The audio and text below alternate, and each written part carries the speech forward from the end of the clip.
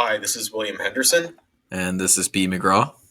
and this is the Unjerked podcast. So we are semi-affiliated with B. McGraw's website, which is, The Journal of Astrological Big Data Ecology, or JABD.com. and this is part 2 of our series on carbon emissions. So let's get started. All right. So solutions, I think across the board, there's, I think subsidizing research into certain areas definitely is important. There's economic proposals about cap and trade, which is, where you basically say this is how much carbon each company can produce. And then if you need to produce more, you can trade with another company that doesn't need to produce as much. So that's kind of a almost like a sort of artificial supply constraint model. And then a carbon tax is more you're imposing a financial cost that affects. I always hear just across the board anytime I bring up cap and trade, people go, oh yeah, they tried that. It didn't work. So is there any truth to that? I don't know the details about it. I think a few issues. One is a lot of the solutions were geographically limited to certain areas. So they were not rolled out widely. And then I think a lot of I forgot the details. But yeah, that's something I don't really know enough about to really go into a lot of detail about. When it comes to carbon tax, the idea is like you reduce supply or you reduce demand by putting a price. Yeah. So those are a few, and the idea is that there's externalities to emitting carbon. It has a social cost. And so if you internalize that social cost, it should more appropriately adjust, the amount of production. And so they do, with vice products, with alcohol, for example, people will use excise taxes as a way to put in, to price the social effects of alcohol use. So here's one thing I have wondered about that. So, and this is probably the main criticism of a carbon tax, which I do think is I think that'd be a good pursuit. Is just to bake it into the goods, have that carbon tax. However, for a lot of kind of non-fuel consumer goods, say there's a product that uses a bunch of emissions from one source or another to be created, I feel like it would be really tough to honestly track how many emissions go into a product. Because one, I don't think a lot of that work has been done, which that's solvable. But the big issue is if you want your product to be cheaper, then however you measure how many emissions goes into your product, you're obviously going to put your thumb on the scale so that less emissions comes up in that calculation process. That's all very true. Would you propose you have some FDA style organization, and then on top of that, you would say, well, for that to be effective and to keep global trade, would you make that an international organization to measure how many emissions goes into a product? I think you do need a certain amount of sort of authority. Like, for example, the EPA already exists. They're not super focused on carbon emissions. They're more focused on just environmentalism in general. But should we expand the EPA and give it authority to, effectively measure these things? I mean, I can already hear some people complaining about expanding the government and stuff, but I feel like you need some of that to actually be able to, have the infrastructure you need to be able to measure these things. I think the carbon tax is from an economist perspective, that's the most obvious answer. It's well, you just price in the carbon. And yeah, the problem is is it politically viable to increase costs across the board, increase prices of consumer products across the board? I kind of feel like a lot of people are going to really push back hard against that. And the people who promise not to do that are going to get elected. So there's a political issue there. Yeah, I think that is a huge hurdle. When it comes to electrified vehicles, so a few constraints. The grid usage and grid energy usage is going to go up according to this MIT article. It says peak usage of grid energy can go up something like 20%, I think. So that's a thing. And when you look at use of minerals is also going to increase. So that's a thing.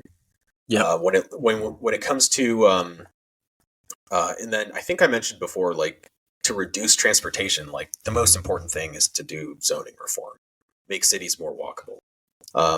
I was thinking like, could we like if we replaced aircraft with like passenger ships, would that fix the problem? But this website actually looked into the different, Cruising is worse. Is that what that headline said? It basically says that like, I mean, cruise ships, which, granted, they have a lot of amenities. They're not just transportation, but they do emit more than aircraft do per person per mile. And the reason why, because intuitively you'd be like, well, an aircraft has to use a lot of its energy just to stay in the air. So, you're moving horizontally, but you're also maintaining vertical, position. Whereas if you're on a ship, you're just floating. And so the water, whatever that word is, the buoyancy, deals with that. So that's part of it, is just passengers more efficiently fit inside aircraft. They're very lightweight. They're very tightly packed, whereas it's less so on passenger ships. Also, aircraft move very quickly from point A to B, whereas a ship spends hours and hours and hours moving. And so it's just slower in general. And that's another factor that has to be considered. So that actually would not solve that problem, it seems like. Agriculture, I mean, just less consumption of meat is really the main. I mean, there's a few other, there's like, what if we fed the cows, this like, this special type of feed that had like kelp in it, or what, so maybe there's things you can do. But by far the easiest thing you can do is like less consumption of meat. And again, I like eating meat. So I'm full on board for lab grown meat, whenever that becomes super popularized. Yeah, assuming it happens. But as long as it's not people. Right. And then industrial production, it's just consume less stuff. And also there's ways to make the industrial processes more energy efficient. So that's another thing. The built environment, so there's zoning reform, like I said. Heat pumps, so basically the way a heat pump works. So a normal furnace just burns a fuel. A heat pump, it's electrified, but basically it's a reverse AC unit. So air conditioning, basically you're moving the heat out of an environment into the outside, basically. So you're moving away the heat into another location. So that's how air conditioning works. And so the way a heat pump works is it moves, there's heat outside. It moves the heat outside into your building. And it can even work in cold temperatures. It does reach a point when it gets cold enough, I think like in the 20-degree range, where like it starts to not really work. And so especially if we're talking about like environments where it doesn't get that cold, it works pretty well. Even where it does get really, really cold, you can use it as a supplement. You can have a furnace as a supplemental unit. And so my current apartment actually does it like that. It uses a heat pump, but it also has a supplemental furnace if, it's too cold outside. But according to McKinsey, heat pumps are 2.2 to 4.5 times more efficient than gas furnaces. Oh, cool. And so they're just really useful, and there's still a policy issue of how do you roll this out? Because, if you have a property and it costs thousands of dollars to replace, to bring, to install a new device, almost everyone's not going to do that. It's a different story if like your old furnace breaks and you have to replace it anyways. But that's a policy discussion, is like, how do you create incentives so that people are willing to make that move? Energy wise, in terms of the actual, energy industry and energy production. So according to this Yale School of the Environment paper, it says fossil fuels receive $5.9 trillion in subsidies in 2020. The original analysis is from the IMF, but they said, so most of these subsidies, so 8% of that is explicit subsidies, 92% were implicit to include tax breaks. This paper also says if you're not pricing in the health and environmental damage, that's effectively a subsidy. I mean, I don't know if I'd use the word subsidy, but yeah, companies do, One comment on subsidies, by the way, and this is one of the circle jerk arguments that I always hear, is that a lot of people will say that now, renewables are so much more cost effective than fossil fuel energy production, and that's only because of subsidies, and that's taken into account when estimating the actual economic cost of one source of energy versus another. I think solar and wind, solar especially, I think it's still more cost effective. I think it's pretty definitively more cost effective on a per unit basis. Even without the subsidies? I think so. I'm pretty sure it is. So the biggest, so like we said before, like current solar and wind is something like, what was the number? It was like solar and wind together were like 12% of global renewables, or not. And it is not, and it is growing. Right, it's total numbers. So 12% of total energy is solar wind. A caveat to that, so a few caveats. One is there's a limit to that, assuming we don't have grid energy storage. So, solar and wind are variable sources of energy, so they only produce energy when there's the sun or when there's wind. And the sun peaks during the day, energy usage peaks in the late evening, late afternoon to early evening, rather. And so there's a mismatch. And the current way the grid works is that supply matches demand at any one time. Yep. So when people are using energy, the grid has to scale production at the same rate.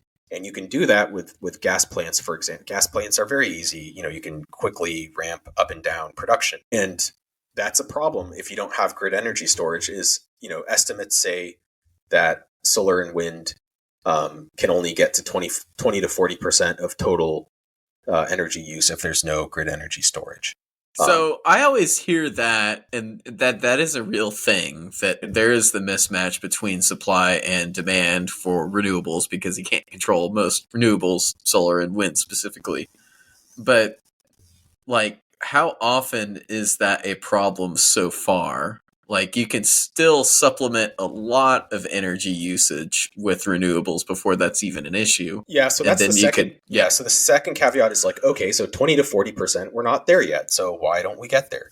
And there's actually a very insidious reason why growth in solar and wind, although it is growing, it's not growing that fast or fast enough.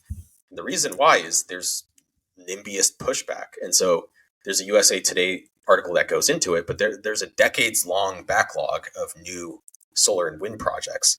So why, they want to, but these are companies. Decade? I think it's like 1 or 2 decades, but there's a massive backlog of companies, private investment firms that are we want to build this. Can we please get approval? And the problem is that across the board, there's no national entity that approves projects and make sure everything gets done. There's just local zoning restrictions, local bans, land use rules, etc. And so consistently you see problems where they'll try to build something and people will jump out of the woodworks, similar to the zoning thing where if you wanted to build new housing, people jumped out and struck it down. A lot of people do not want renewable energy projects near them.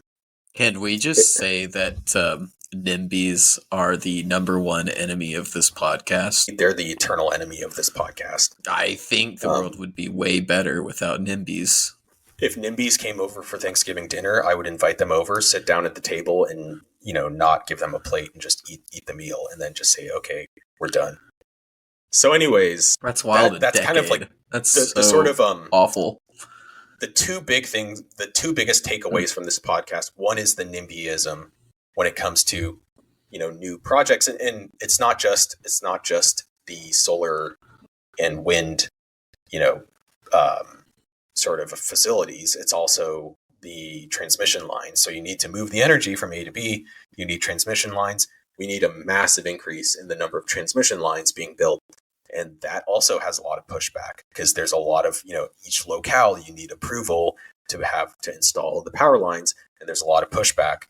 Also, there's just way more connection points when you're looking at like a solar or wind project. Just the number of connection points you need to get transmission lines to go into the grid is much, much higher than like a traditional power plant that's just this huge thing, and so you need a lot of power lines. Like this energy transition, you need to build a lot of power lines, and there's just NIMBYs everywhere preventing that from happening. So that's why we're not getting the 20 to 40% of grid usage is NIMBYs. That's the reason why. So if Greta Thunberg is listening to this podcast, that she should start talking about NIMBYism, I think. We'll get her in on the next podcast and let her know. Sure. And then the other issue is like, okay, let's say we fix that problem. Could we just ramp up to 100% clean energy? And the issue is like grid energy storage is still not cost effective. It's getting there. Like we're getting better and better at it, but it's just not there yet, essentially. I mean, that's the second problem. And so, there's an MIT article that talks about this, but essentially, there's different interesting ideas and they'll probably get there eventually. But currently, the numbers just don't quite work out. And then there's also the minerals issue. So that's a thing. I mean, so I think a second part of the argument is like there should be some sort of base load energy. In the end state, even if there is grid energy, it's still useful to have as an insurance system, is to have that base load energy. I think, and like, what if we're trying to get to grid energy, what if we're trying to get to a clean future and like we decide like, okay, no base load energy because like we're just going to have grid storage. And what if we never get there with grid storage? Then we're screwed. So I think it is important to have some sort of base load clean energy. So there's a couple candidates. If anything, that. I mean, also like I have a really strong feeling that once renewables start getting close to the point where we actually do need large scale storage, people are going to find a way of doing it and doing it efficiently. It's just there hasn't been a market for it because honestly, the storage issue, as much as people complain about it, doesn't come up that often. But when it does, we're going to find a solution to it. Yeah, I mean, I'm sure we will, for sure. There's a lot of solutions that just haven't been developed because there hasn't been a market for it yet. Well, the main, like the fundamental the technology, there's still room for improvement too. The main thing is like the economics, like the economics of the solution. Because like we know what we need to do. There's different ways to store energy. We know what it is. We know how to do it. It's just a matter of, can we improve energy efficiencies? Can we also improve just the basic economics of making it economically viable? As far as baseload energy goes, to kind of smooth out the variable energy of wind and solar. So hydros, it's geographically constrained, and transmission lines can only go so far, like, because there's losses when you're transmitting.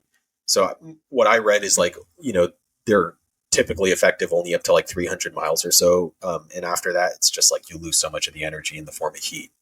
So location, geography is a constraint. Hydroelectric, it's mostly in the US, especially, like we're already at capacity, basically. We've already done, most of what we could do. Also, it's geographically constrained. There's still a lot of room. 50% of a potential use is there globally. So there is room for growth, but like a lot of it's already being tapped.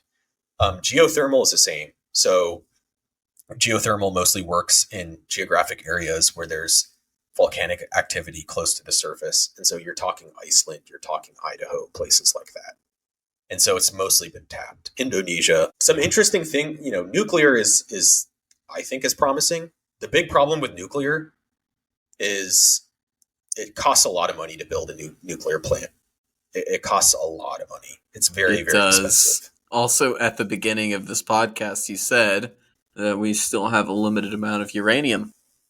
It's 200 years. I think the caveat to that is there's a lot of innovation. I think the big problem with nuclear is there's been very little room to do innovation.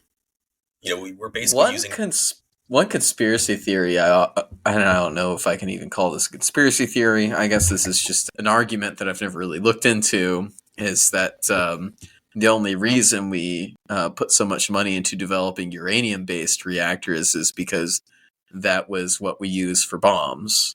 So that's not the only way of doing nuclear energy. I don't want to like feed a conspiracy theory, but I do get the feeling that, I mean, a big motivation for using uranium is like it's dual use. You can use it for weapons as well. And so it's a nice to have for countries. But the overarching point is like nuclear is not that dangerous when you actually look at the statistics. Like we've only had like a couple dozen deaths over like, you know, basically that's not bad. 80 years. I mean, it's not even close.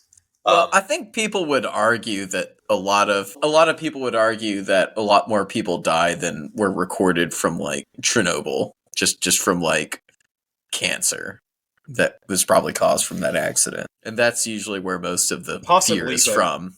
It's catastrophic accidents. When you look at the actual, well, and another thing is like the designs, a lot of the nuclear plant designs are like, you know, from the 70s, 60s, 50s. Like there's just the innovation has been frozen out because of all sorts of fears and regulations and stuff. And there's a lot of new designs that would probably be much, much safer and much cheaper. And so there's a couple ideas. One is modular reactors. So the idea is instead of building a bespoke plant for each, you know, time you build a plant, you just have essentially factory style production of smaller reactors. So there's a lower capex because they're smaller. There's efficiencies in production because you're making the same thing over and over again. So you learn how to make it. So modular designs. The other is using thorium as a fuel instead of uranium. You know, it's not completely, you know, there's still ways it could eventually be used, I believe, for like weapons, but much less so than uranium. Molten salt reactors. So current reactor designs, basically you have water, pressurized water, that's, you know, basically the nuclear reaction heats the water and that spins a turbine. And that's how the energy is transferred to the grid. It's pressurized because if the water is hot, it would be steam.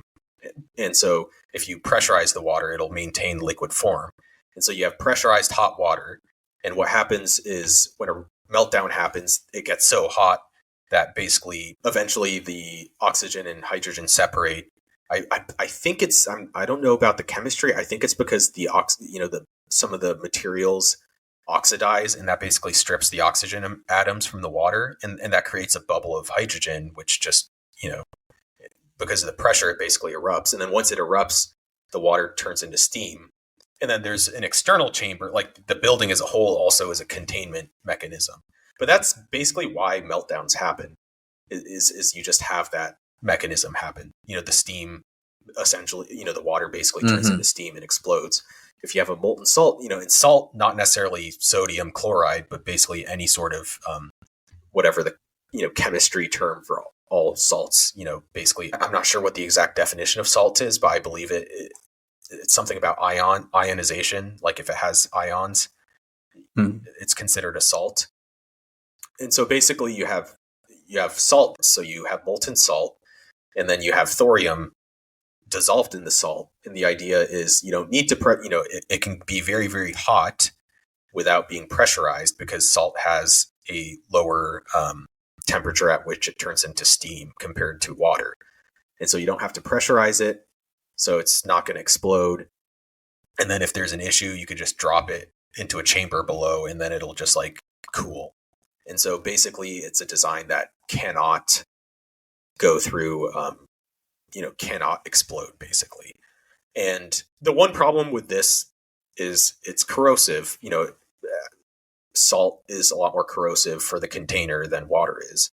And so that's, you know, it's like, okay, like, is it cost effective given the level of corrosion? After a couple years, there's corrosion. Is that a thing?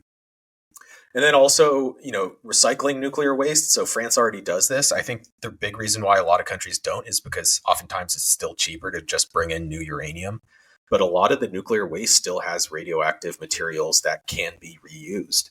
And so, and if you reuse it, you know, that continues to reduce the radioactivity. And so that's another innovation.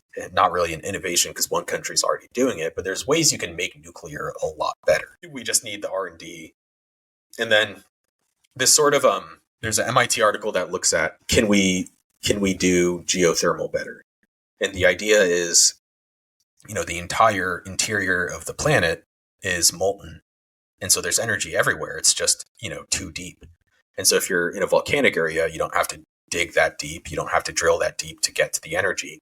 But in most of the world, it's just completely impractical to do that. We don't have the technology to dig that deep. And the rock is really, really hot. And we just don't have that technology. So if we manage to somehow get that technology, then like every location, and assuming we could get it cost effective, potentially we could have virtually free energy everywhere. That's, however, not currently within the realm of possibility. So those are a couple areas of innovation. In terms of grid energy storage, like I said, like the key thing is to make it economical. I mean, and there's different variables at play when it comes to, how good the different types of technologies are. There's the cost, there's a capital expenditure, energy density, efficiency, discharge time, location dependency, etc. But basically, grid storage is in the form of kinetic energy, chemical energy, thermal energy, and potential energy. So kinetic energy is like a moving thing. So a flywheel, it's a spinning wheel. It only works for a few minutes, though, because of friction. And so it works. It's good at storing energy for a couple seconds, a couple minutes, but it can't store energy long. Yeah, like when you're slowing down, some cars will recharge off of slowing down. And it's kind of the same thing. Yeah. Well, a lot of that energy is used in a normal car. It's basically used for the brakes, and the brakes heat up, and that's where the energy goes. But instead, you can deliver it back. Chemical energy is batteries essentially, so it's stored in the chemical bonds. Thermal energy is like some sort of heating some sort of material, and then potential energy is just moving the material up so that it has with gravity can be moved back down. So there's pumped hydro, there's compressed air. Basically, if you have salt caverns, you can compress them with air. These have all been piloted, and they're all they have different profiles in terms of energy efficiency, how long it takes to discharge, et cetera, et cetera. It seems like across also how easily it is to scale up. Like you can do the salt mine thing, but you only have salt mines in certain areas. But I remember this came up a long time ago when I was a wee little undergrad doing a smart grid project. But there was a thing that people were advertising called flow batteries that you could scale up to be silo sized, where you had like a grain silo amount of one ion of a chemical and another ion, and you would basically just have a giant battery. Like imagine like a giant AA battery. It wasn't as efficient as a lot of things, but you could still scale it up, and that's where I think a lot of people get lost. Is like batteries are a thing, and they've been a thing for a long time, but we just haven't really had a reason to scale them up before. So it's just really new. Well, I think it's just not economically viable yet. It seems to be across the board, and that can change when we get better at these things. But like as it stands now, they're just not economically viable across the board. And I think the only reason why they're not economically viable is just we haven't had a market reason to need to do it. Yeah, I mean, potentially that remains to be seen. I think could we? I mean, that I would have to do more research. Like, let's say we got to like 25% or 40% clean energy use. Would that be enough increase in demand for it to become economically viable? I really don't know. I mean, because it might be, it might not be. I'd have to look more into that. In terms of like, there's different because there's short-term energy storage to just even out daily usage, and then there's longer-term storage, and there's a bunch of different sort of there's an interesting paper here, an evaluation of energy storage cost and performance characteristics, but they actually look at the different uses. And it says basically for short term, couple hours. And then next it talks about redox flow batteries are well positioned. There's room for improvement, et cetera, et cetera, et cetera. For longer term, pump storage and compressed air give the lowest cost. And so basically depending on the particular use case, there's different costs to the different methods of energy storage. But I think as it stands now, the reason why it's not more widespread is just currently not cost effective. It could change. We'll see. Well, approaches. Go ahead. Like just to belabor my point, like the reason why no one's really developed it as much as it has is like you always lose energy from storing it from one reason or another. In most like grid power production outside of renewables, you are able to, change it, up or down kind of dynamically because, if it's something from fossil fuels, you can just throw some more coal on the fire, spin that turbine a little faster, and there are control schemes around that. So I think the only reason why there aren't quote unquote good options is because we just haven't, since like the beginning of the grid, has kind of been real just in time production. Right, but I mean, is that verified by like mathematical analysis of the, because it's a fair assumption to make, but I don't know how. I mean, it's qualitative. Yeah, I don't know if anyone's really made a study on why no one's invested money into this. I don't know. I think although the problem in the U.S. is like NIMBYism's preventing more clean energy, but in parts of Europe, I believe they're already having problems with intermittency. So my question is, well, why in Europe, where people are all about clean energy and apparently they're starting to run into those problems, why don't they just build energy storage? Well, I think it's because it's still best to just have your renewables as your like as much of a baseline as you can, and then get the rest of the slack with like a more traditional fossil fuel power plant. Possibly. Because right now we're just kind of like assuming one case or the other. Yeah, but I mean, like no matter what, like you're like when it comes to storing energy into a battery or some sort of energy storage, I think you're looking at something like a 10 to 20% loss, which when it comes to a power grid is dismal. Like power grids are usually like incredibly efficient because I mean it's just wires, and with AC power, like transformers to go to high voltage and back to low voltage is like one of the most efficient machines in the world. You're talking like 99.999 whatever percent efficient. So as soon as you start talking about a technology that's like on the order of 10 to 20%, like 80 to 90% efficiency, like an energy storage, now it's like, well, that's not even viable. Let's just, use our traditional stuff that's a little bit better. Another question is, if we do manage to create innovative nuclear solutions, or nuclear is the most obvious, obviously hydro and geothermal are geography constrained, but if we manage to create viable modular, molten salt thorium reactors, would that be more cost effective than storing energy from, solar and wind? I don't know the answer. If it's well, I mean, I think that is a like actual quantifiable value judgment, because like right now it's not, unless you start taxing energy like the same amount as you would like expect the efficiency of energy storage. I don't think you're going to get over that hump. Well, there's efficiency and like let's say it costs, let's say you lose 10% of energy, but let's say the energy you're storing is like twice as cheap to make as the other energy storage. You could still have a situation. You could still have a situation where it's still efficient to store energy, but I don't have the numbers, so I can't calculate that. And also the sort of future nuclear designs, that's all still very, new technology. So the numbers probably don't exist for that to work at scale. So I don't know what the final numbers are, but these are things to consider when it comes to how do we, decarbonize things. Some solutions that are completely horrible ideas. No offense to the people who tout them.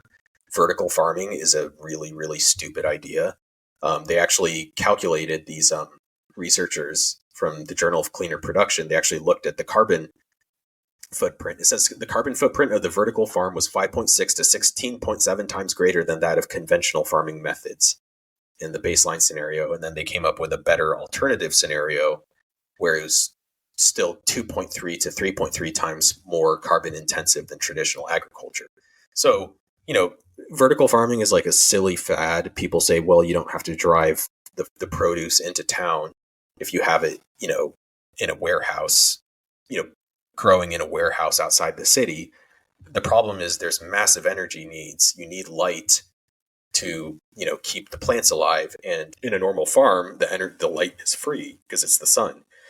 But in a vertical farm, you have to use actual light bulbs, and that takes energy, and the energy takes carbon, emits carbon in the form in when you produce it. So it's actually worse for the environment than traditional methods. Carbon offsets. So, theoretically, they seem like a great idea, but according to the London School of Economics, it says, it basically says here that 52%, at least 52% of approved carbon offsets were allocated to projects that would have happened anyways. So it's like, for example, like, hey, if you pay for this carbon offset, we'll like have some dudes protect a forest from being, deforested. A lot of times those projects, it's like, okay, there was never an actual risk of deforestation in that particular location. So like, okay, you didn't really help protect the environment. You just kind of like, quote, paid for people to do something that would have happened anyways. I'm sure that like if it became better regulated, it could be useful, but as it exists now, like there's a lot of sketchiness in the sort of carbon offset world. So there was a pilot. I've always expected that. So there was a pilot for a solar road in France in 2016. So they basically, I don't know whose idea this was. I've seen the solar road idea for like at least 10 years, and I've always thought it's just the stupidest thing. Anyway, you can talk about it, and then let me make fun of like stupid solar ideas after you're done talking about this. Well, the basic issues. So one is like a road has cars on it. So when the car is on top of the solar panel, like it's not getting utilized because there's no light hitting the solar panel. Yeah. So if you have bumper to bumper traffic, like you just don't have any sun hitting the solar panel. So that's one problem. The other is like a solar panel is a very fragile thing. Like it's coated in like, some sort of clear material, and it's a thing that, it's a fragile thing. And like asphalt is built to withstand cars, but like solar panels aren't. So you're just causing massive damage that has to be like maintained. So it's really, really expensive.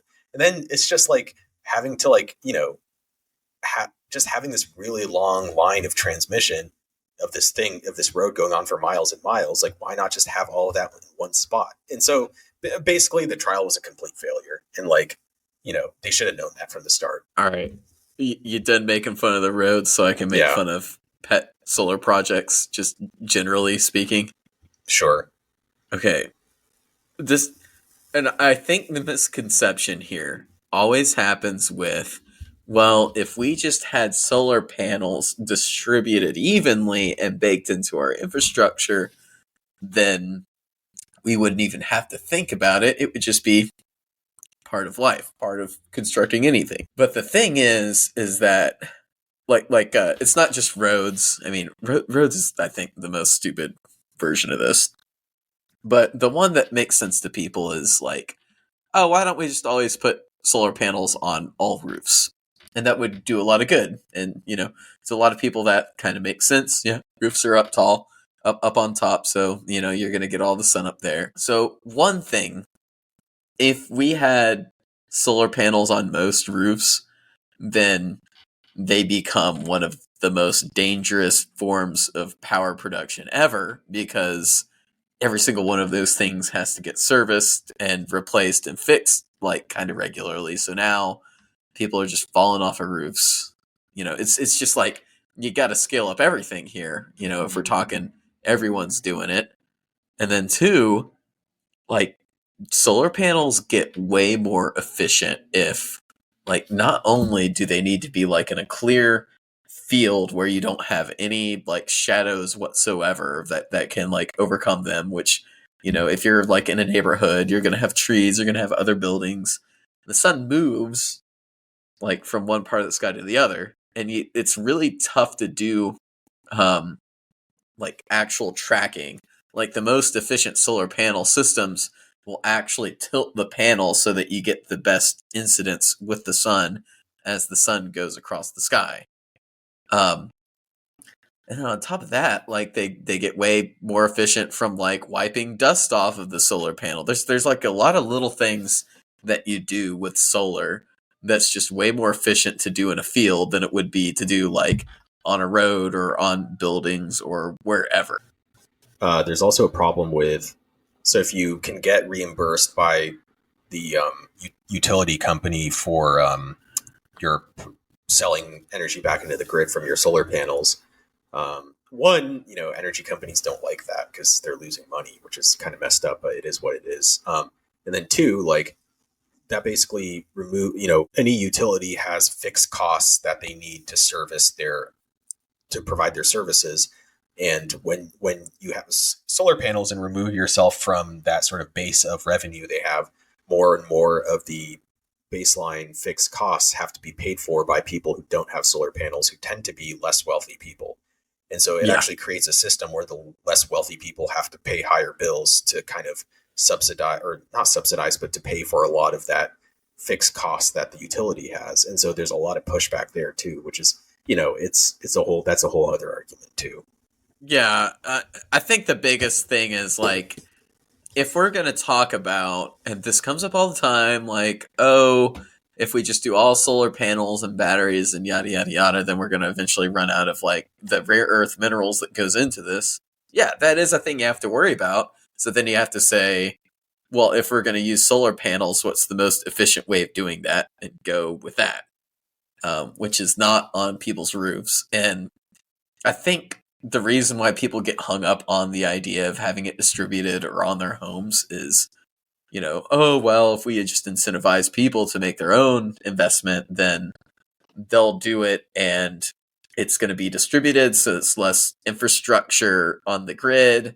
And then also, like, every man this is kind of that super American idea of every man turns into their own island. And, you know, if the power goes off, then they still have something to power that refrigerator and the AC in their home because they invested in their own solar panel. And I mean, like, yeah, like if you really are like the prepper sort that you want like power in like snowstorms, or like if, you know, a tornado comes through and takes out a bunch of power, then yeah, maybe that's a worthwhile investment. But I wouldn't make that argument for like the efficiency of the grid, because people might not know this, but the power grid, like as far as the distribution process goes, of as far as like taking power from a power plant to your home, is really, really efficient, and the 99.99 whatever percent efficient. So that's that. Biofuels, I mean, they're renewable. Like you can make more, but they emit carbon, so they don't really fix the environmental problem. Geoengineering, I mean, there's ideas that could work in terms of putting particulate matter in the air to reflect light and stuff, but you know, it's a bit, you know, it's a tough sell to do something. It's kind of sci-fi. Like, yeah, it's also a tough sell aerosols to like, in the world. Yeah, it's a tough sell to like modify the ecosystem, basically, of the whole world. I think there's been like a couple of I-squared debates. Well, I guess they're open debate now, which, you know, less pretentious name, on that, and it's always like, well, who controls the thermostat? Especially if the technology's out there where anyone can put particulates in the air. Definitely. You know, and then I think carbon capture, as it currently stands, is not cost competitive compared to just reducing emissions. So eventually there will probably reach a point where it's like, hey, like we should start actually removing carbon from the air. But as it stands now, like it's a lot easier to just reduce emissions versus capturing emissions. That's what I always see online whenever I'm looking it up. Just like it's way easy just not put it in the air in the first place because once it gets out there, it's like hard to get back. And that's the argument against the Right. carbon capture plants or the why don't we just plant more trees or whatever. Maybe we can bioengineer some crazy algae that here's one. I haven't seen this one yet, and I'm just coming up with something new here. Why don't we bioengineer some algae that spreads a lot more than the current algae we have in the ocean? I mean, I don't know. I mean, there might be knock-on effects of changing the ecosystem like that. Because that's kind of the big argument against stuff like that. But yeah.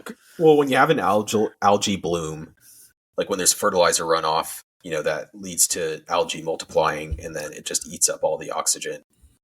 And it just creates a dead zone in the water. And so a lot of times, if there's a massive growth in algae in a region, it'll kill off all the fish in that area. So that's there's a lot of side effects that probably exist. Cold fusion, I mean, it's just, maybe it'll happen one day, but as it stands now, that, technology's not there yet. So things I don't know about you. It's always a decade away. Right. So, I think in the future, the deep geothermal technology I talked about, deep drilling could work. Maybe fusion will work. We should continue researching those, but neither of them are there. Yeah. Yet. Deep geothermal would be a game changer because you could do that anywhere. Yeah. Every time I read about fusion, I always see something about like they need some element called tritium, which I also know about because of Spider-Man 2, which is the best Spider-Man movie. Can you do fusion without that precious tritium? I don't know. Anyways. Okay. Maybe later we'll talk about that.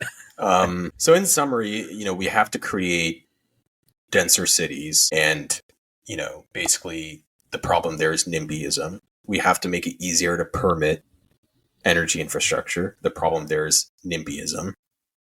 We need more electrified vehicles, less consumption in general, more energy efficient homes, heat pumps plus insulation, better energy storage, and more research into nuclear solutions.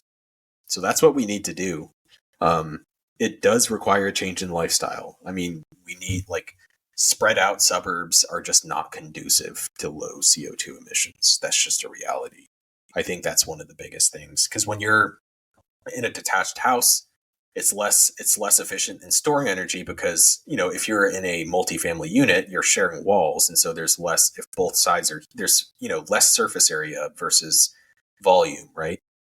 And if there's less surface area for volume, it's easier to retain heat or to retain, cooler air, whichever case it is. And then on top of that, if you have spread out suburbs, you have to drive everywhere, even for simple things like getting coffee. So I think that's a big thing that needs to be fixed. All right, I think that's it for us. That finishes this series on carbon emissions, and we'll move over to another topic next week. You should have enough material to annoy all of your friends and family now.